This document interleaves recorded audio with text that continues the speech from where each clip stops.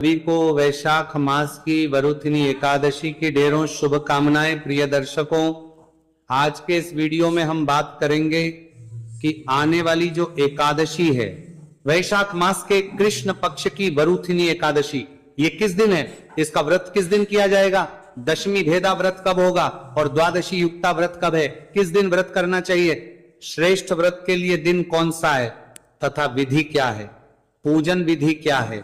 इस एकादशी पर यम जल का बहुत अधिक प्रभाव बताया गया है। ऐसा वृतांत आता है पुराणों में कि आपको अवश्य रूप से इस एकादशी पर यम जल अर्पित करना चाहिए। अगर आप यम जल दान नहीं करते हैं तो आपकी इस एकादशी का जो पूरा पुण्य है वो क्षीण हो जाता है, आपको कुछ नहीं मिलता है। तो ऐसा क्यों करना चाहिए, कब करना चाहिए, क्या विधि रहेगी, ये आपको समझाया जाएगा। पूजा विधि क्या रहेगी ये आपको बताया जाएगा। पारण कब करना है ये भी आपको बताया जाएगा। इस एकादशी के व्रत के नियम क्या है, इनको आवश्यक है, क्योंकि प्रत्येक एकादशी के अपने नियम होते हैं। एकादशी का व्रत कोई साधारण व्रत नहीं है, ये 3 दिन का एक अनुष्ठान होता है जिसको विधि पूर्वक करना आवश्यक होता है और नियमों के अनुसार किया जाना भी आवश्यक होता है। तो इसके नियमों को समझाएंगे कि किन किन नियमों का पालन करना है, क्या क्या कार्य करना है, क्या कार्य बिल्कुल भी नहीं करना है। इस प्रकार से ये वीडियो आपके लिए इस एकादशी के बारे में संपूर्ण जानकारी प्रदान करने वाला होगा। आपसे निवेदन है कि कृपया वीडियो यदि थोड़ा सा भी लगे तो एक बार लाइक अवश्य कर दीजिएगा। आपका एक लाइक हमारे लिए बहुत महत्वपूर्ण होता है। साथ ही अपने व्रत की सफलता के लिए और भगवान श्री हरि का आशीर्वाद प्राप्त करने के लिए कमेंट बॉक्स में अवश्य लिखिएगा जय श्री हरि या ओम नमो भगवते वासुदेवाय। एक मंत्र बताते हैं आपके लिए जो बहुत उपयोगी है, ओम नारायणाय नमः। इस मंत्र को जितना अधिक लिखा जाएगा उतना अधिक पुण्य प्राप्त होगा, क्योंकि ये वैशाख का मूल मंत्र है और ये वैशाख की एकादशी के बारे में हम बता रहे हैं। आप देख रहे हैं सनातन धर्म का संसार ज्योतिष संस्थान का प्रतिष्ठित YouTube चैनल सनातन धर्म का संसार धार्मिक।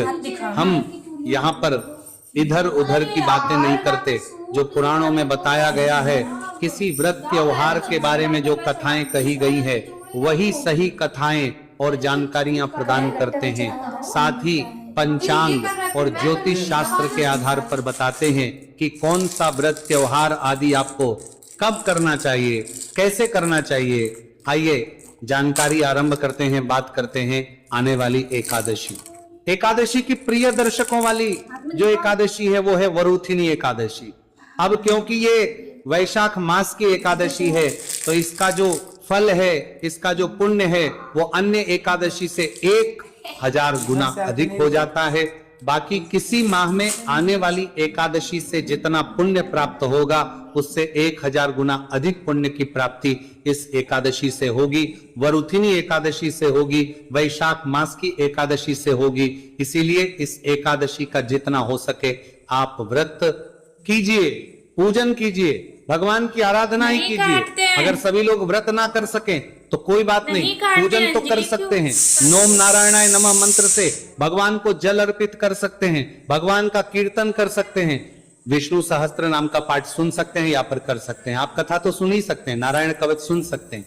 ये बड़े सरल साधन है जो बड़ी सरलता से आपके लिए सुलभ है और उपलब्ध है। तो इस तिथि का लाभ लीजिए, ये एक अवसर के तौर पर है।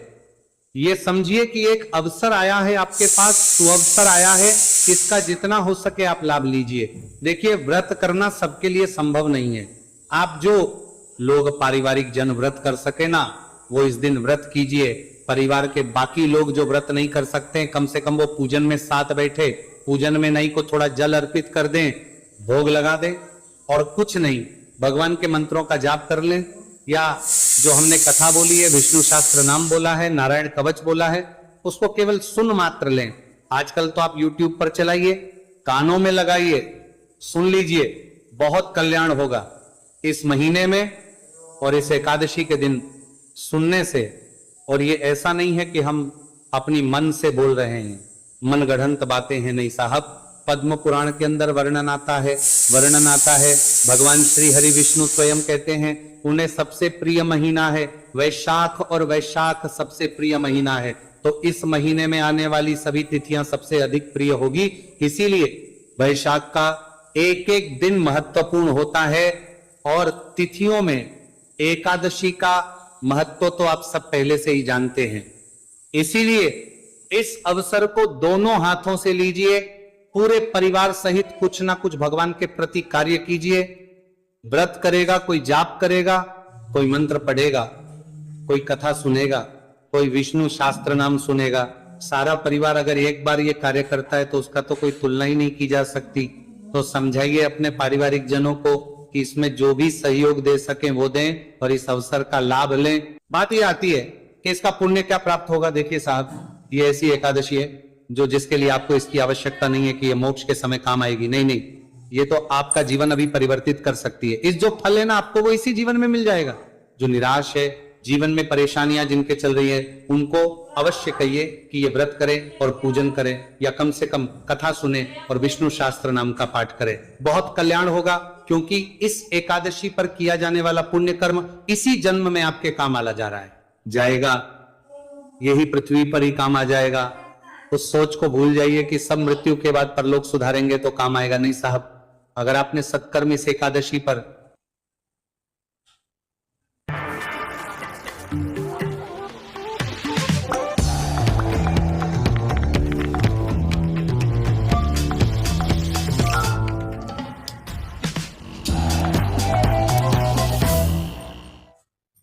बाल्टी लाके रखनी पड़ेगी एकादशी पर, तो ये तो अभी आपके सामने आ जाएगा। आपके दुखों का जो अंत है वो अभी होगा, इसी जीवन में होगा। दुखों का हरण इसी समय में होगा। तो आपके आसपास भी यदि कोई दुखी है, पीड़ित है, परेशान है, आर्थिक परेशानियां चल रही हैं, नौकरी नहीं है, या जीवन में क्लेश चल रहे हैं, तो संकल्पित होकर अर्थात संकल्प लेके एकादशी का व्रत धारण कीजिए, नियमों से व्रत कीजिए। बहुत कल्याण होगा साहब, क्योंकि एकादशी के व्रत की महिमा पुराणों में बहुत अधिक वर्ण। अब बात करेंगे कि इस एकादशी का जो इतना कल्याणमय व्रत है ये करना कैसे है, इसकी विधि क्या है, नियम क्या है, और क्या क्या चीजों का परित्याग करना होगा।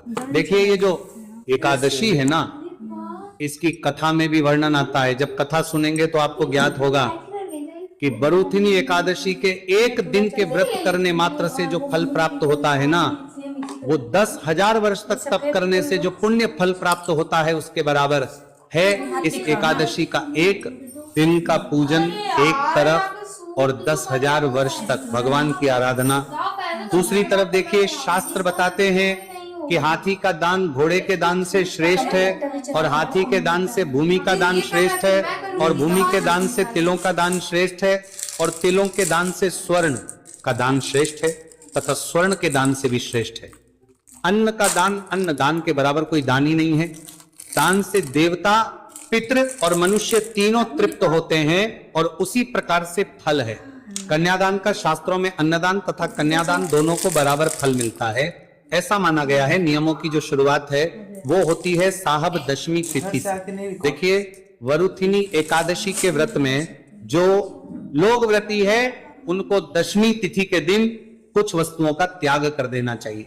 उनमें से प्रमुख है कांसे के बर्तन भोजन करना। कांसे का जो पात्र आता है ना, उसमें भोजन ना करें, उसका प्रयोग ना करें। मांस मदिरा आदि को त्याग देना चाहिए। मसूर की दाल नहीं खानी चाहिए, चना का जो साग है वो नहीं खाना चाहिए, पौधों का साग नहीं खाना चाहिए, मधु अर्थात शहद का प्रयोग भी वर्जित है। इसीलिए हम सदा बताते हैं कि एकादशी व्रत में जब आप पंचामृत बनाएंगे, भगवान को पंचामृत से अभिषेक कराएंगे ना, तो उसमें शहद ना डालिएगा। शहद के स्थान पर पंचामृत में गंगा जल का प्रयोग कीजिएगा। दूसरी बार भोजन करना भी इसमें परित्याज बताया गया है। और स्त्री संग प्रसंग किसी भी महिला के साथ, चाहे आपके स्वयं भार्या हो, चाहे आपके स्वयं पति हो, उनके साथ भी आपको प्रसंग अर्थात आपको ब्रह्मचर्य का पालन करना है। 10वीं तिथि से ही आपका ब्रह्मचर्य आरंभ हो जाएगा। जुआ आदि अगर खेलने की किसी की आदत है तो उससे भी आपको बचना है, ये नहीं खेलना है। और दिन में शयन भी नहीं करना, अर्थात दिन में सोना भी नहीं है। पान खाना भी वर्जित बताया गया है। पान भी आपको व्रत आदि में नहीं खाना चाहिए। दूसरे की निंदा नहीं करनी चाहिए, चुगली नहीं करनी चाहिए। तथा जो पापी मनुष्य है ना, उनसे बातचीत तक त्याग देनी चाहिए। इस दिन क्रोध, मिथ्या वासन का परित्याग कर देना चाहिए। तेल अथवा अन्न भी इस दिन पूर्ण रूप से वर्जित है। साथ ही व्रत में नमक का प्रयोग नहीं करना चाहिए। नमक समझ रहे हैं आप, जब करेंगे तो क्या आहार लेंगे आप फल आहार लेंगे, उसमें नमक का प्रयोग नहीं होगा, अन्न का प्रयोग नहीं होगा। और शुद्ध फल आहार करते हुए आपको ये व्रत करना चाहिए। हाँ, आज के समय में क्योंकि कुट्टू सावक सिंघाड़े आते ही कुछ सब्जियां बना ली जाती हैं, सब्जी के साथ कुछ पूड़ियां पकौड़ियां बना दी जाती हैं, उनसे भी व्रत खोल लिया जाता है। वो आजकल प्रचलन में है, वो कर सकते हैं, परंतु अन्न जो है वो उसमें प्रचलन में भी नहीं है और वो खाना भी नहीं चाहिए। तो इस प्रकार ये तो हो गए नियम। अब बात आती है कि आपने पूजा कैसे करनी है इस एकादशी की, और पारण के नियम और आगे के नियम क्या रहेंगे। तो पूजा विधि जान लेते हैं। देखिए, एकादशी के दिन आपको सूर्योदय से पहले अवश्य रूप से उठ जाना चाहिए। उठने के बाद स्नान आदि करके स्वच्छ वस्त्र धारण करके भगवान का जो पूजा स्थल है ना, वहां पर आसन लगा के बैठ जाएं। भगवान का पूजन आरंभ करें, मंदिर की साफ सफाई करें, पूजन की जो सामग्री है उसको एकत्र कर लीजिए। पूजन की क्या है जी, पूजन की सामग्री में आपके पास होनी चाहिए रोली मौली, पान सुपारी, लौंग, इलायची, धूप, दीप, नैवेद्य। नैवेद्य अर्थात भोग लगाने के लिए। भोग लगाने के लिए आप फल ले सकते हैं, मिठाई ले सकते हैं, मिश्री ले सकते हैं, जो भी आपके पास उपलब्ध हो वो भोग लगाने के लिए नैवेद्य के रूप में लीजिएगा। तांबे का एक लोटा होना चाहिए, फूलों की माला, खुले फूल, एक जनेऊ और इत्र, ये वो सामग्री है जो आपके पास अवश्य रूप से होनी चाहिए पूजन के लिए। ये सारी सामग्री एकत्र कीजिए, आसान लगा के बैठ जाइए और सबसे पहले हम स्थान का पवित्रीकरण करेंगे, सामग्री का पवित्रीकरण करेंगे, क्योंकि उसके बाद ही भगवान की स्थापना की जाएगी। तो जो लोटा है तांबे का, उसमें पहले गंगा जल भरिए, फिर उसमें शुद्ध जल भर लीजिए और उस जल से एक पुष्प लीजिए और सारी सामग्री पर और जिस स्थान पर पूजन करना है ना, वहां पर जल की छींटी दीजिए। ओम अपवित्र पवित्रो व सर्वावस्था गतो व यह स्मृत पुंडरी काक्षम स बाह्याभ्यंतर शुचिए। इस प्रकार जल के छींटे देके सभी सामग्री का और स्थान का पवित्रीकरण कीजिए। पवित्रीकरण करने के बाद भगवान की स्थापना कीजिए। चौकी अगर आपके पास है तो चौकी लगाइए, उस पे पीला वस्त्र है तो बिछाइए। और मम्मी पापा को खूब दिए प्रवचन, सारे ऑनलाइन फॉरवर्ड्स को मत करो ट्रस्ट, फेक हो सकते हैं। यार फिर मैं ही निकला बोल तो बच्चा, अभी तो बोला मंगाया चम्मच से। ब्रांड ओजी, चम्मच में निकला जो फर्जी। नहीं है, तू भी बिल्कुल हम पे गया है, किसी पे भी भरोसा करता है। फिर 100% ओरिजिनल्स को सिर्फ मिंत्रा से मंगवाया। ऑनलाइन शॉपिंग जल कौन चढ़ा? जल नहीं चढ़ाएगा। फिर से बिछाइए और भगवान को आसन के रूप में पुष्प दीजिए, पुष्प अर्पित कीजिए कि हे भगवंत, ये हम आपको आसन दे रहे हैं, आप यहाँ पर विराजमान हो। और उसके बाद भगवान की तस्वीर को वहां पर विराजमान कर दीजिए। प्रतिमा है तो प्रतिमा को विराजमान कर दीजिए। कुछ हमारी माताएं बहनें पूछती है, पंडित जी चौकी ना हो तो क्या पूजा कैसे करें, पृथ्वी पर रख सकते हैं क्या?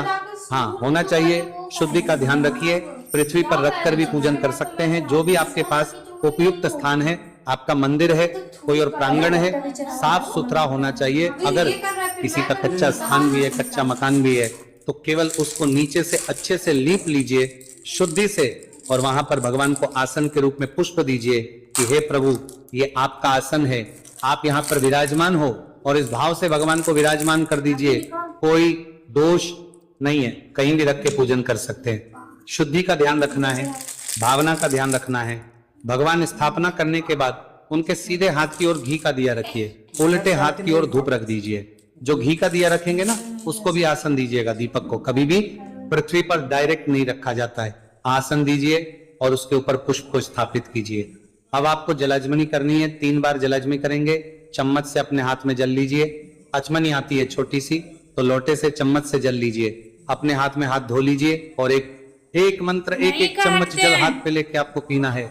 ओम माधवाय नमः जल लीजिए, पी जाइए। ओम नारायणाय नमः जल लीजिए, पी जाइए। ओम केशवाय नमः जल लीजिए, पी जाइए। 3 बार जल लिया। ओम ऋषिकेशाय नमो नमः हस्तो प्रक्षालन नमः। हाथ में जल लीजिए और हाथ धो लीजिए।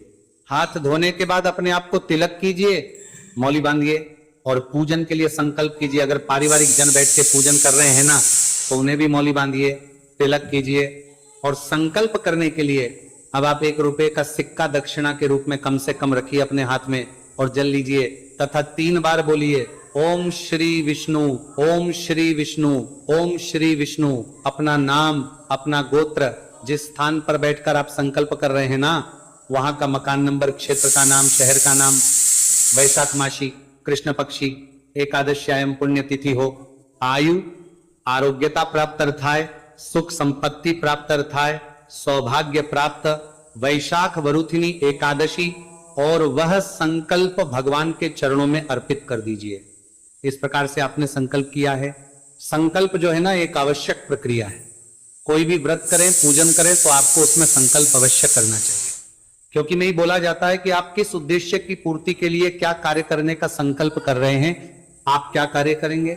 संकल्प करने के बाद आप भगवान का पूजन आरंभ करेंगे। भगवान के सामने एक पात्र रख दीजिए, कोई कटोरी रख दीजिए, जिसमें कि आप पूजन की सारी सामग्री अर्पित करेंगे, जिससे कि जो जल अर्पित करेंगे वो फैलेगा नहीं, सामग्री जो होगी वो भी इधर उधर फैलेगी नहीं।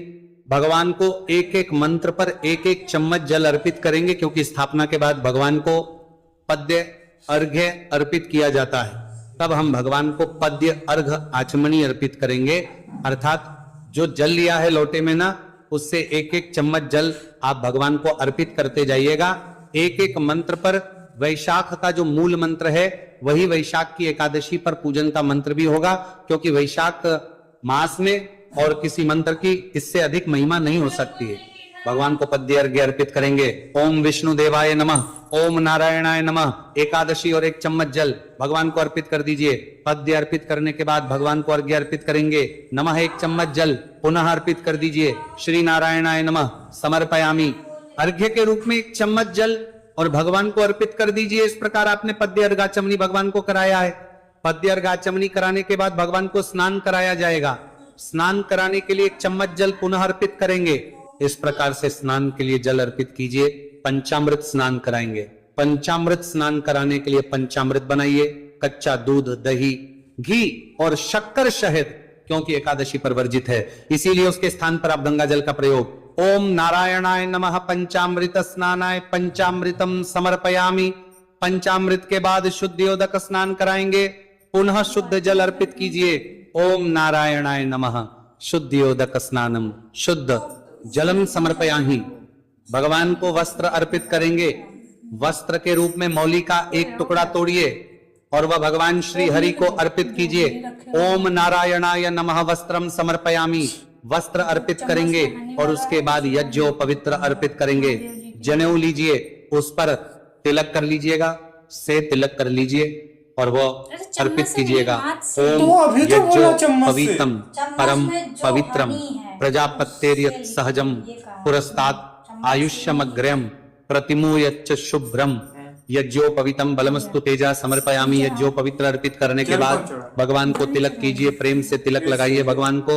ओम नारायणाय नमः तिलकम समर्पयामि कीजिए। अब भगवान को पुष्प अर्पित करेंगे। फूल लीजिएगा, फूलों की माला है तो माला पहनाइएगा भगवान को। माला पहनाइए, माला है तो, और पुष्प है तो पुष्प अर्पित कीजिए भगवान को। पुष्प अर्पित करने के बाद धूप अर्पित कीजिए, धूप दिखाइए भगवान को। ओम नारायणाय नमः। मेरे मिस्टर छुपते रहते हैं।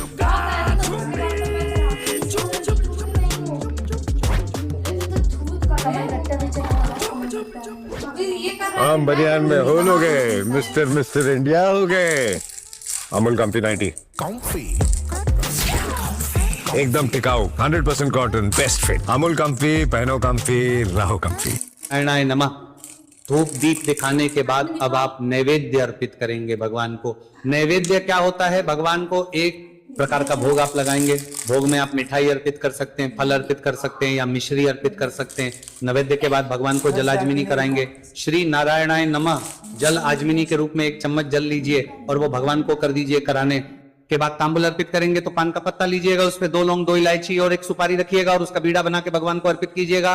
ओम नारायणाय नमः तांबूलम समर्पयामि। तांबुल अर्पित करके भगवान को दक्षिणा के स्वरूप जो भी आप अर्पित करके भगवान को तांबुल अर्पित करके आप करना चाहे वह दक्षिणा प्रेम से अर्पित कीजिएगा।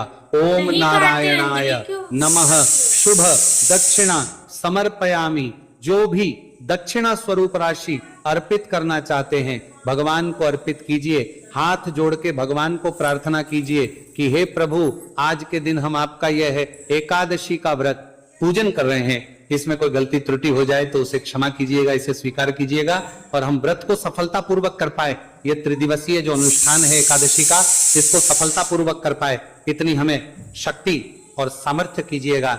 इस प्रकार भगवान को निवेदन करते हुए भगवान को प्रणाम कीजिएगा। और अब आप कथा सुनेंगे, एकादशी की कथा, जो सही कथा है उसी का श्रवण आपने करना चाहिए। तो यदि आप YouTube पर कथा सुनते हैं तो ध्यान रखिएगा कि बहुत सारे चैनल किसी भी कथा को किसी भी नाम से चला देते हैं, तो सही चैनल का चुनाव कीजिएगा। अगर आप हमारे चैनल पर नए हैं तो ये एक ज्योतिष संस्थान का चैनल है और हम यहाँ पर जो कथाएं सुनाते हैं वो वही कथाएं होती हैं जो किसी व्रत में सुनी चाहिए। तो सही कथाएं सुनने के लिए और धर्म, व्रत आदि की सही जानकारियां प्राप्त करने के लिए चैनल को सब्सक्राइब अवश्य कर लीजिएगा और बेल आइकॉन को अवश्य प्रेस कीजिएगा। जब आप घंटे के निशान को दबा देंगे, बेल के निशान को प्रेस करेंगे, उसके बाद ही आपको हमारे सारे वीडियोस मिलने प्राप्त होंगे, अन्यथा वीडियोस जो है वो छूट जाते हैं और सही जानकारियां मिल नहीं पाती हैं। तो सब्सक्राइब करें और बेल आइकन को अवश्य ही प्रेस करें। कथा के साथ आपको विष्णु शास्त्र नाम सुनना चाहिए और नारायण कवच सुनना चाहिए। दोनों ही वीडियोस हम प्रत्येक एकादशी पर अपलोड करते हैं, तो आप अवश्य ही भगवत कृपा प्राप्त करने के लिए कथा, विष्णु शास्त्र नाम और नारायण कवच श्रवण कीजिएगा। तदुपरांत भगवान की आरती कीजिएगा और नियमों के अनुसार दिन को व्यतीत कीजिएगा। आहार में क्या लेना है हमने आपको बताया है। पूजन के बाद आप जल ग्रहण कर सकते हैं, फल ले सकते हैं, जूस पी सकते हैं और जितना हो सके फलाहार पर रहिएगा। सायंकाल को संभव हो तो कीर्तन कीजिएगा, रात्रि काल को यदि संभव हो तो जागरण कीजिएगा और व्रत के पारण के लिए अगले दिन सूर्योदय से पहले उठ जाइएगा, क्योंकि जो एकादशी का व्रत पारण होता है ना, वो बहुत महत्वपूर्ण होता है। जिस प्रकार से व्रत के नियमों का पालन करना महत्वपूर्ण है, वैसे ही पारण के नियमों का पालन करना भी बहुत महत्वपूर्ण है।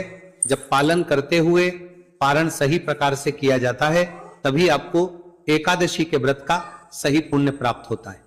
आप में से बहुत से सज्जन जानते कि ये जो एकादशी होती है ना, एकादशी का एक व्रत आपको नरकगामी भी बना देता है। यदि आप अनुचित तरीके से व्रत करें तो इसके अनुसार ही हमने एक वीडियो बनाया था इस विषय पर, जिसमें संपूर्ण पुराणों की गणना और जानकारी थी कि कौन